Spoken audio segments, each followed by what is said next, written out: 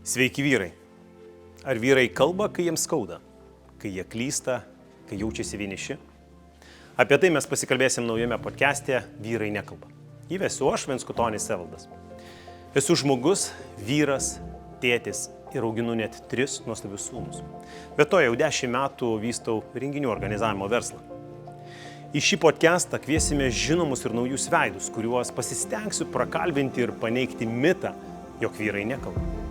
Idėja gimė iš poreikio labiau traukti vyrus tėčius į visapusišką šeimos gyvenimą, todėl nuo sausio mėnesio aš kartu su Paramos Raudoros fondu Mamų unija kviečiu žiūrėti naują įtraukiantį podcastą Vyrai nekalba.